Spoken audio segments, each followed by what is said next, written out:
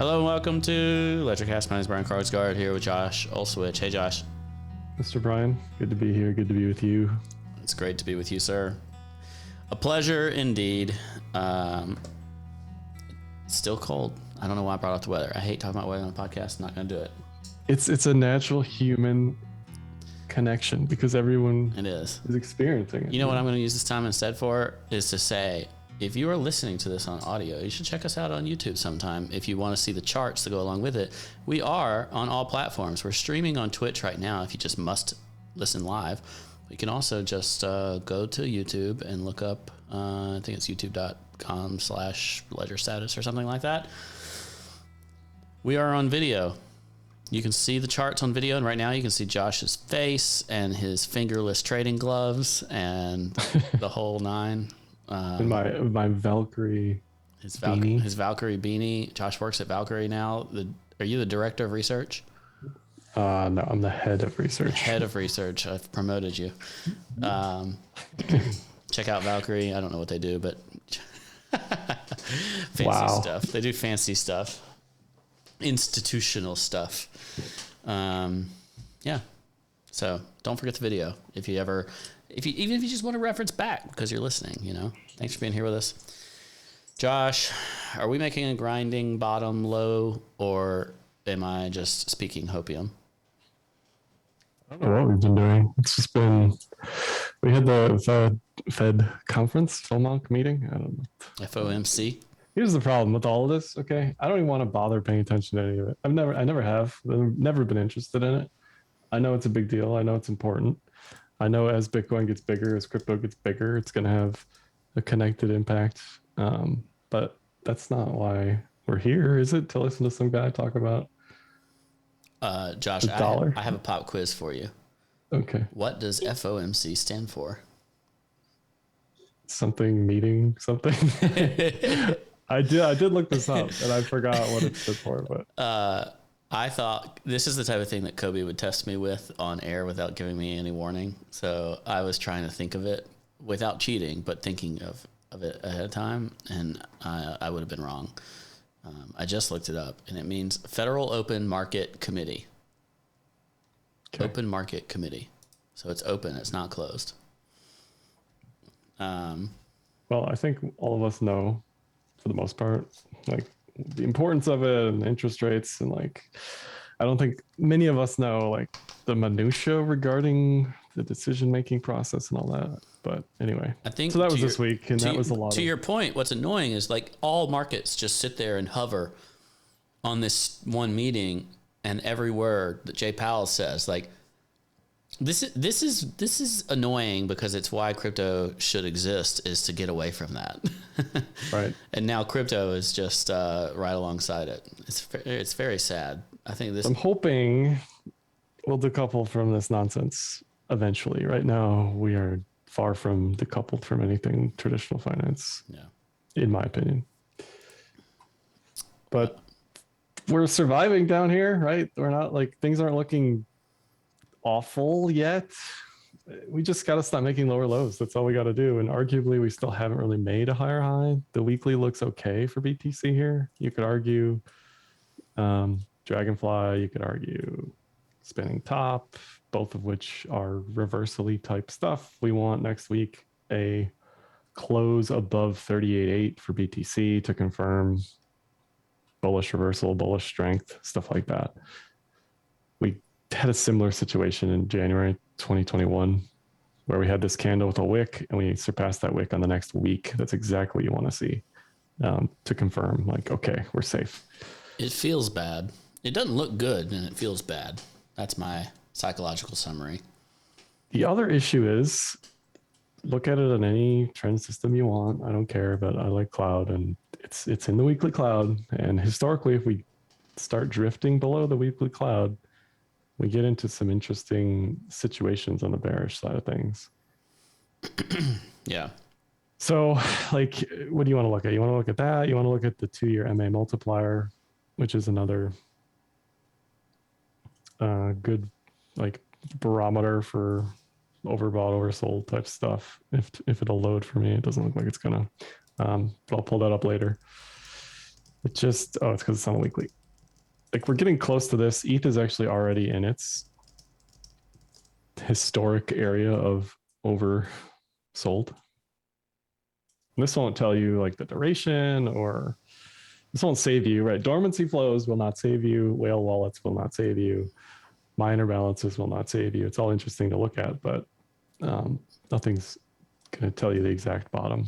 But this will tell you on a relative basis, if on back testing it makes sense, that below 30.8 looks like the place where historically that's a good buying area. Starts to become a value. Right. And like I said, ETH is already there. It's been there for a few days now, actually. Where's a good... Josh, do you talk about crypto with any in real life friends? Yes. Why? I'm just curious. I've noticed amongst my friends is that there's a blend. There's some fear for the people that like have been in for a while but haven't made a ton yet, that kind of thing. For my friends that are crypto curious but have not gotten in, they're all like licking their chops and basically thinking either should I start buying now? Should I wait? I'm interested. I want to get involved. What do you think? You know, that kind of stuff. And that is all very interesting to me because we're 40% off the highs, more than that on some asset, like many assets. Maybe we're 50% off. And I think there's a sign of there's much more mainstream adoption already. So now it interests me because it makes me think that there's probably not like a 80% down situation for Bitcoin unless like legacy is super turmoil. I mean, super turmoil, all kinds of stuff can happen, but I do think that this there's willingness for regular folks to come buy the dip.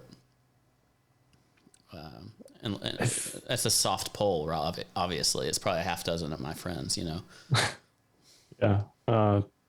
NFTs, I think, are playing a big part of that still, which is crazy that volumes on NFTs month over month still rising based on data that I can tell. Activity in NFT land rising month over month still in the face of all this bearishness on price. That's another thing is my friends know what NFTs are, which is like, it's shocking. I think NFTs, like, as much as I want to hate on NFTs, they're one of the first things that people can like understand incredibly easily. You know, like they can understand like what it is, you know? Did you see Paris Hilton and Jimmy Fallon talking about their Bored Apes on the Tonight Show the other day? Yeah, I couldn't finish the video. It's too cringy, but people might not understand NFTs like through and through, but they get like, oh, this is quote unquote art, right? Like I think people can understand that a lot more than like an ICO or a current alternative currency even. Because we saw with Doge participation multiple times over the past 10 years, like pick up and bring in new people. But I think this NFT stuff seems to be bringing in even more people who wouldn't otherwise want to touch crypto. To Jack's point in the chat, it says retail does not drive bull markets.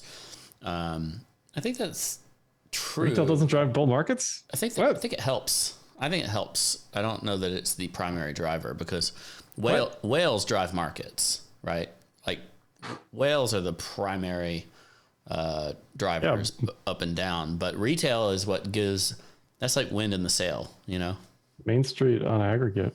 I must have listened to the Sailor podcast too many times. Talking about sail. Wait, dude, he talked about boats and rock the whole time and property. It was incredible. 2 hours of Sailor monologue. I haven't had the pleasure of listening to it yet. But, we asked like 2 questions each, but nevertheless, I still think that point stands. Like, whales are defining the trip. They are the boat runners, and the retail is the wind in the sails. Okay. Well, every time I hear anything about retail, it's always negative. They're not coming back. They won't do this. They won't do that. Well, you know, they definitely have an impact and have had an impact. I think retail is getting stronger too. Like they got destroyed in stocks. Like Robinhood's down 85%. Like I don't think crypto volatility is as intimidating as it once was. in the post-COVID, everyone's a day trader realm, you know? Yeah, and I don't know. I think people are looking at this like 50% drawdown that gets the headlines, but in crypto, that's like not that big of a deal. As horrible as that might sound to the newer participants, like look at historic volatility, look at the historic drawdowns. These things take like 3 months to bottom and then 3 months to recover, and that's like quarter to quarter if it's not like a terrible multi-year bear market. Yeah. So I mean, I think we could these still things take time. we could still have a long time of repair. I'm not saying that. It's just more of a. I found it interesting that there's a tolerance in people to, absorb the market a bit. Yeah. This was from. Ooh, this is nice. This was from GS, from Coinmetrics, from Frank at the block, the tweet, but days since peak. You can see that most of these are really like 150 days or less, arguably 100 days or less, unless we're in these like terrible, quote unquote, if you're bearish, it's great, but these like multi-year. Yeah, there's only been a couple bear markets. Yeah. So that means we either bottom now or it's over. Well, to me, it suggests that we need to figure something out soon, or we are going to set the course for what stuff like the weekly cloud is saying, where it's going to be, an extended bear market. Even on ETH. This feels more important. This feels more important as a factor of time for Bitcoin than it is price. Like, does anybody think Bitcoin is going below 20K? Uh-oh, you just pulled the bit boy. I'm just saying, like, I think Bitcoin will probably be absorbed pretty strongly. And I think that, he said the opposite. He said, if you don't think this can go below 20K, so I'm fading BitBoy to make clarity. I just think Bitcoin will be absorbed. It's already at 30 something, 36, 37. 37. I just think it could have a grinding bottom, and your downside's maybe another 50% from here.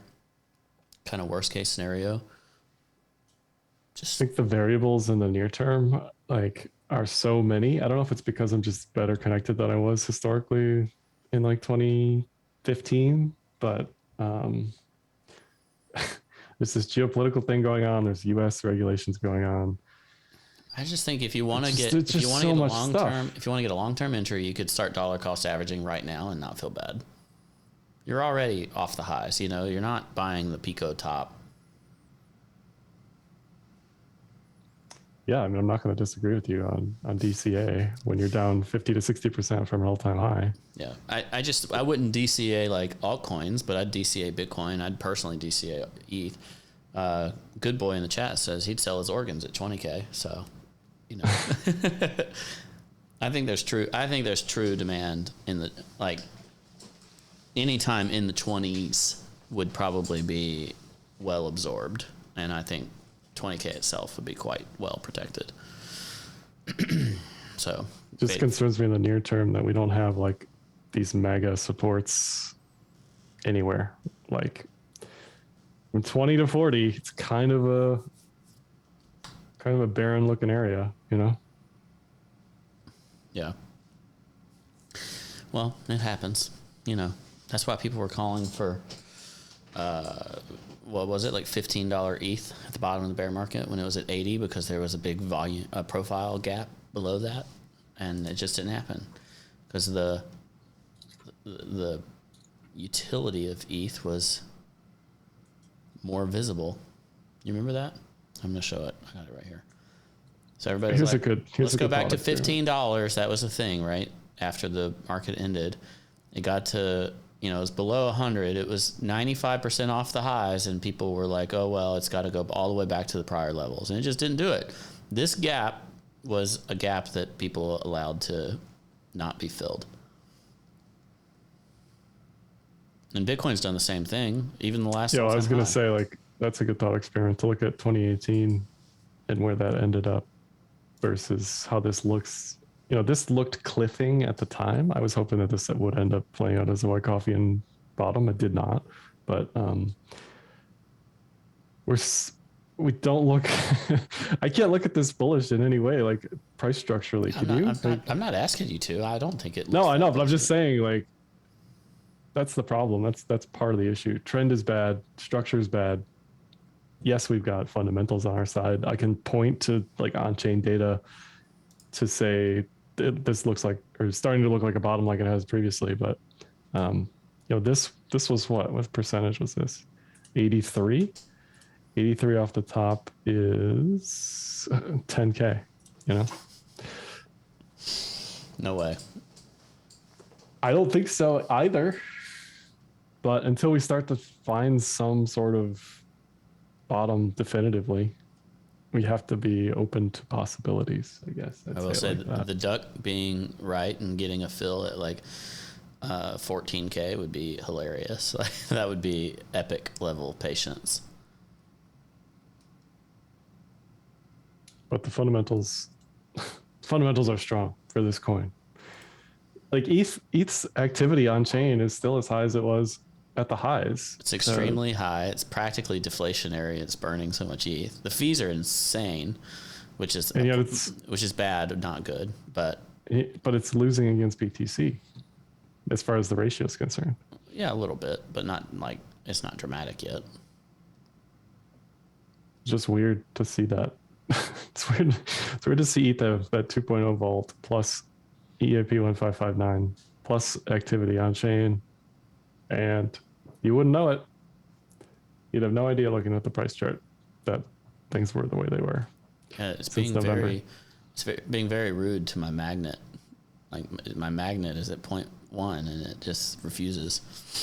I strongly believe in 100K, 10K, the same way as I believed in 6K, 60K. Obviously, ETH is outpaced at times, but it never quite hit those levels. It got to 5. Did it get to 5K? ETH? Yeah. I don't think it got quite that high. 4,800. Yeah, something like that. 4,905. Yeah, there you go. So in the long-term sense, I'm not perturbed. In the short-term sense, I do feel like this is a failed pattern that now looks like a kind of funky range. I don't really know what to think about that. Like, I wouldn't say that it's impossible for ETH to go to 0.04. That would be punishing, but it's not impossible from a technical perspective.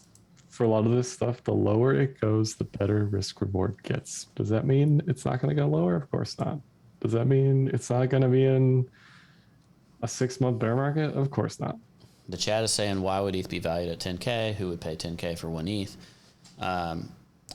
The answer to that is basically if the market determines that ETH is still the best way to do smart contracting, and ETH as the denominating currency on those layer 2s, and using scalable layer 2s that are secured by ETH, and burning ETH while you're at it to put less ETH out in the market. It's less inflationary. Maybe it's deflationary. All those are very good reasons for it to become worth 10K. Very good reasons.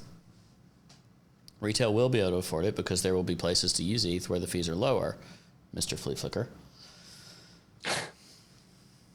Have you been following the Wonderland time, Spell, Mim, Luna stuff that's been going on?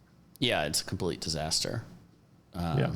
If anybody's unaware, the Wonderland, Danny is the creator, I guess, of Wonderland, and the right-hand man, Sifu, turned out to be the co-founder of Quadriga, and that was very bad. He was not convicted of anything with regards to Quadriga, but it was highly suspect, and he has been convicted of fraud, or I think, and some other convicted of crimes and put in jail in the past. Prior to Quadriga, he had changed his name.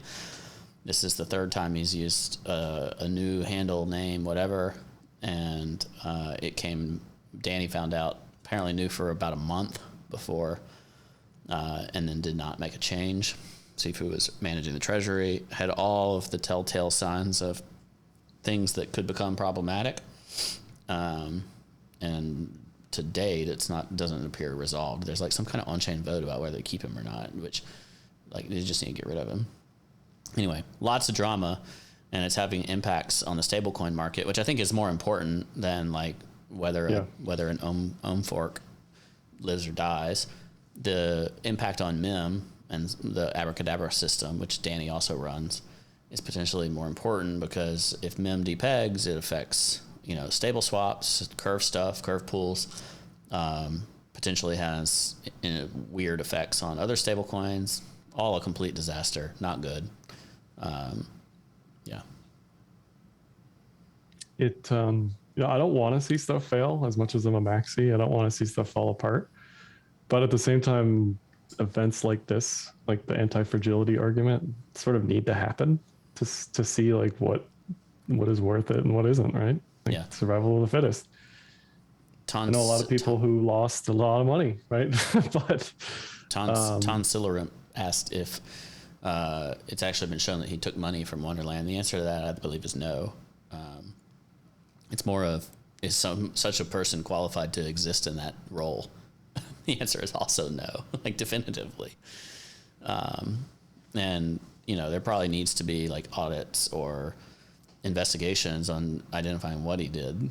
I don't know the answer, but go ahead, Josh. I just want to answer that. Yes, and Exit Scam is a great podcast about Quadriga. You should listen to it.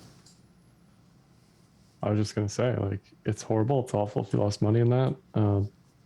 But in order for crypto to like survive long term, it's almost like we need events like that to clean up certain people and things. I don't know.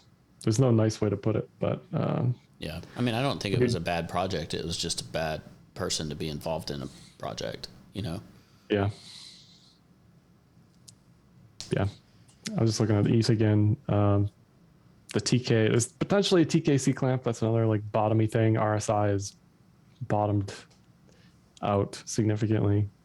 Of course, it can go lower. I mean, look at anything, but we're trying to look for reasons to be bottomy here and mean reversion-y potentially. I like this TKC clamp forming, which points to 3,400. I like 3,400 by the end of March. How's that sound? I like that a lot.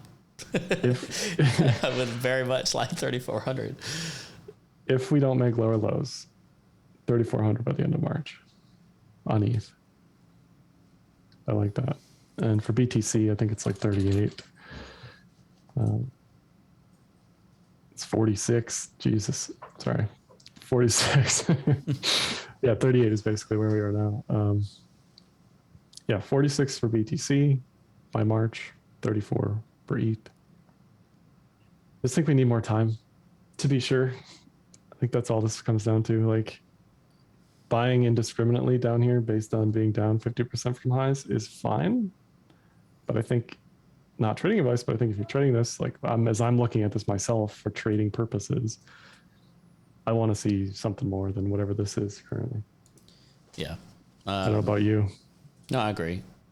From an investing sense, I'm fine being in. Right. From a trading sense, it's been a total, like if you're just trying to get entries down here, it's been a total chop fest. Like I got almost the lows and I've held those spot coins, but like the trying to trade within it, like I've never carried enough of the trend. Like it's just not worth it. It's not been worth it. I wanted to look at Solana versus ETH, Solana versus BTC, both bad. Solana versus the dollar, also bad. This looks highly distribution-ish, just like we talked about before. Another week. Hold on. Let me write this down. Ledger, bearish, Solana. Okay. It's just. I'm not even bearish Solana. I'm just saying it doesn't look good. It just doesn't look good on a relative basis or on a dollar basis. I'll agree that does not look good on a relative basis. On a dollar basis, you could argue some sort of triple bottom, low time frame going on. Yeah, but you're knife hunting. You're trying to catch a bottom. Yeah, but all this is predicated on not making lower lows. Like if we are consolidating and not making lower lows, and there's something here that's a fractal that matches something, I'll say, okay, like this doesn't look like it's going to go lower to me in the moment. It certainly looks like it wants to break whatever that triangle is. It just Does that mean it's going to do it? No, but I don't know. it just looks like it wants to go to between $40 and $50 to me. It doesn't look like a bearish fractal. We'll put it like that. You got a descending volume profile. Johnny, our friend Johnny Mo, would be drawing a triangle out of that as a continuation pennant. I agree on this time frame, on the daily time frame, it looks a little stronger. When you get down to those lower ones, I think you could draw a continuation pennant on that. I don't know. The cloud is on my side. Cloud says anything above 95 is go time for Solana, but we cannot make lower lows. I do like that we're triple bottoming within the triple bottom, but you just have to stop making lower lows. That's all it comes down to. We did survive the meeting, like we talked about earlier, which is like a good step in not making lower lows. Yeah, the FOMs. Because initially, like the announcement, like first was like, oh, no rate hikes, and then it was like towards the press conference, the more he talked, the worse and worse and worse the markets were looking, because the markets were realizing, oh, we're not hiking rates now, but we're going to do all this hawkish stuff, or we're going to try to. At least that's what it sounded like towards the rest of the year, right? Yeah, I mean, they just do their best every time to say nothing. Yeah, that's also true. So four rate hikes was the anticipation. I think the market has depriced that. So like now priced in fewer than four. Four were priced in. And also I've seen so many like estimates and probabilities on rate hikes. I'm just sick of talking about it, hearing about it. Like there could be 7, there could be 0. Real quick though, there's a couple of things to consider. There's, if people are not aware, you can change rates and you can also adjust the balance sheet, meaning you're either buying assets or selling assets. If they're selling assets, it's quantitative tightening. That's another thing. So tapering is just buying less. They are still buying. They're still on a buy program for buying assets, which is supportive of liquidity in the market.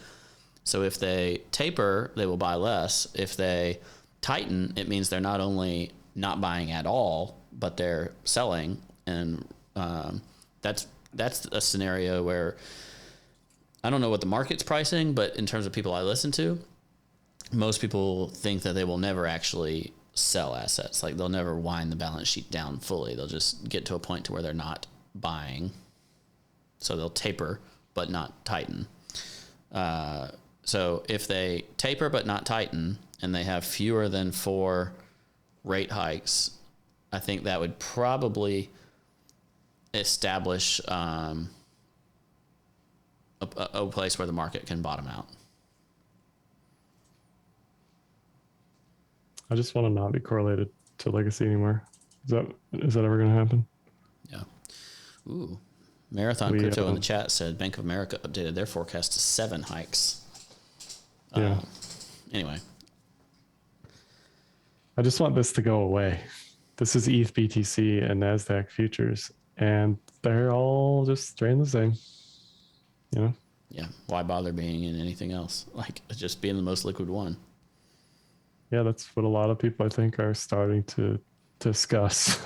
Well, I think and that's supportive of my like why hold Solana type of like not just Solana, but like the high flyers, right? If there's contraction kind of across the board and everything's correlated, your down days in the big altcoins are going to be worse, and your up days are so far at least quite muted. Sometimes cash is the best position, Sick Mode says. Speaking of cash, yeah. We were talking about this on the pre-show, but DXY making mega highs here. Wow, it's above 97. It's another thing, regardless of your feelings of the DXY, correlatively, it is bad for BTC if you're bullish. We don't want to see a strong DXY if you're bullish BTC. But we've beat this horse to death so many times already, but it looks extremely bullish on all of our metrics that we talk about. That's a clean cloud breakout. It's a clean 200 week moving average breakout retest, like literally beautiful. That should have been our signal to get out of crypto. Right here. Boom. Well, it looked like it was going to stay in the cloud for a little bit of time, but this week has just been insane. Yeah. Yeah, that's not good. The VIX is up. Good. That's not good for crypto. That's not good at all. That makes me sad. Oh. Very strong. That's probably like the strongest week since June for the DXY. Since it ran through the cloud. Yeah. So that's a thing. So anything else on your radar? No, I mean anything less depressing?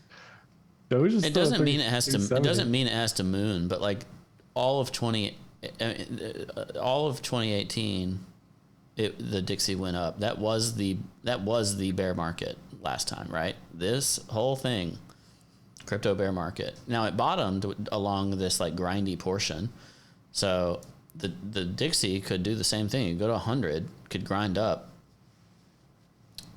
and we bottomed somewhere in there. But this is not indicative of like,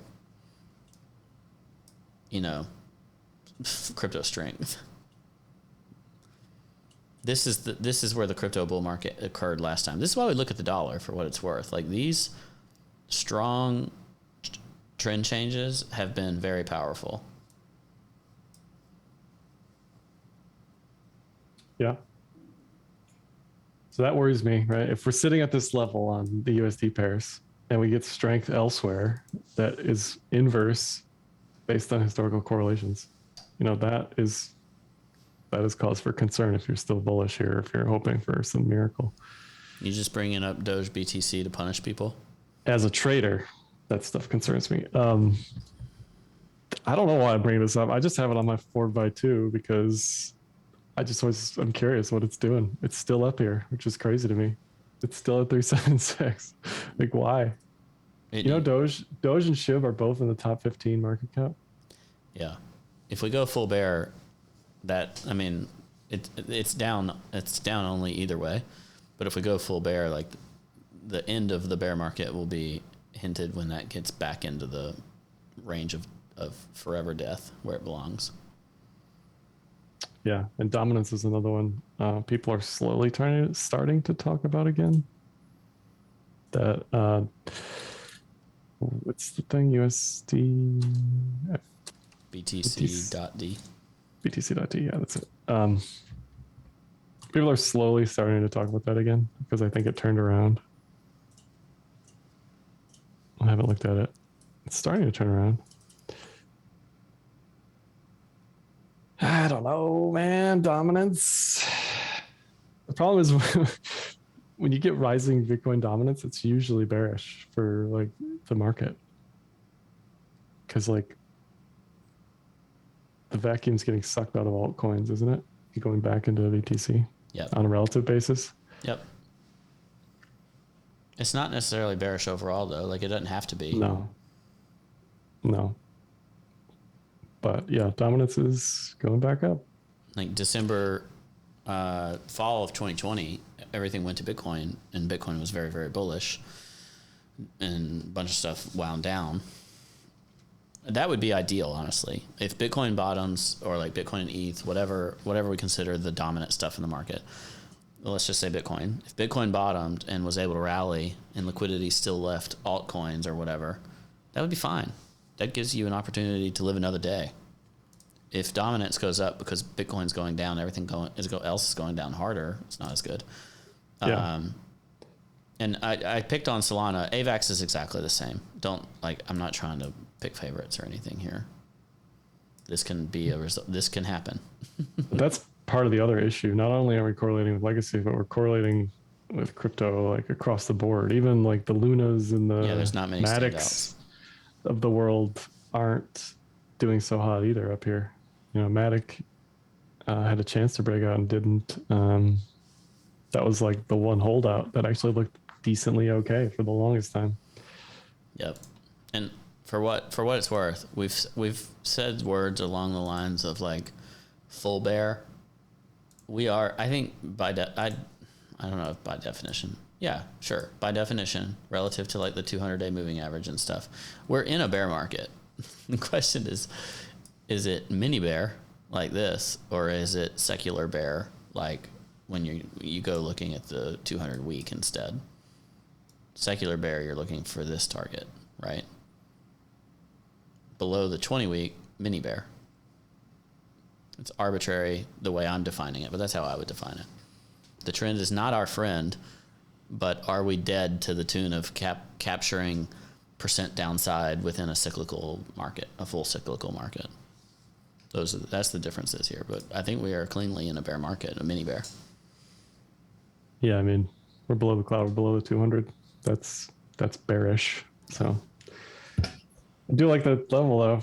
You know, if we want to grind lower, that's the level everybody's going to be watching because it's never broken. The 200 week. Yeah. I was screaming about it back here. Nobody cared. Well, I remember. Here we went below it intraday, like this daily end of week. Oh, that was all within like 48 hours. All that wick action there. But that was the scariest this trend has ever had of a moment in COVID liquidity issues. So yeah, if you believe full bear, you can just wait for this. It'll probably be like here. I don't know if it'll be that high, but Why? It might take all year to get there. yeah, it might. I don't know. I'm so lukewarm about the trend. Neutral, I guess, is what I'd say. Like the macro stuff on high time frames, we're still in the 30 to 60K range. It's not death and devastation just yet. We could just range for another year or two. That's also a possibility. The moment we bounce, people are going to say, oh, we're going to 100,000K, right? That's just kind of how it is. People, when you're at lows, you look lower. When you're at highs, you look higher, right? Like, yeah, that's how it's going to be. And to answer the question, I am not currently like overly bearish or anything. I'm trying to be responsive to the market. Like I think my thought was this: we were setting the low here, like a low that we can do something from. The question is, how big of a something do you get? It as a trader, would I be shorting? No, I wouldn't be. That's my point. But would I also be longing either? No, I think just doing nothing and waiting. As an investor, would I be buying? Not investment advice, but maybe so. I think any price lower, it just gets better and better as an entry point, you know? Yeah. Because what we got from here to zero. So the lower it goes, the better it's gonna look. Yeah. That's the classic argument. That's where we are. DCA. Zoom out. DCA, have fun. Don't lose all your money, pay your taxes. If you had your bingo cards out. Josh, what are you looking at for the week ahead? There's like this executive order coming for crypto, all sorts of agencies after crypto, after DeFi. Oh, dude, this week was real bad. There's like some stablecoin hearing on in February. There's a executive order from the Biden administration coming out. There's So on top of all that is that Wonderland stuff that was going on, which isn't going to help the situation. You know, if regulators catch wind of that quickly, that's only going to make things worse. I don't know. There were two Bitcoin ETF rejections, I think. I think there were four. Yeah, real fun. Yeah, but I think this is going to be a year where regulators really try to set some clarity on stablecoins, which might mean smashing them.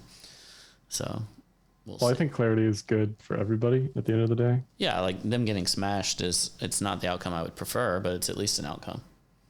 Yeah.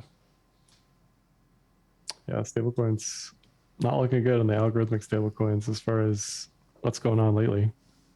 Yeah. We'll see. All right. How about you? Got anything specific looking at? The NFTs are the only thing that have any bullishness, and so like the art. I had a prediction that after the profile pictures flew, that people would go back to the art, and art blocks might have a chance. And Chromie Squiggles are up a little bit. Art block stuff is up a little bit. Maybe the art stuff can move. It's a relative value to 92 ETH Bored Apes or whatever they are.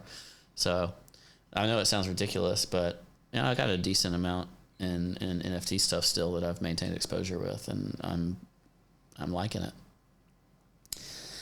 Win NFT podcast. I think we'll know by March, though. I think we'll know by March. Oh, for the end of March. Whether we're full bear or not? Yeah. We'll know by end of March, full bear, which is a long time. That's an eternity from now to end of March, right? But it is a long time. There's a long time to lose money between now and then. One way to think about it, yeah. Thanks for being here, y'all. We'll catch you later. Go to YouTube, Apple, whatever. I think my website's down right now, so don't go there. Talk to you later. Monuments crumble in the blink of an eye. Go to Josh's YouTube. What's that, Josh? Easy river Carpe Noctem. just Carpe runs Noctem. Valkyrie. dry. In a house of cards, I feel the breeze wound so tight I can barely breathe.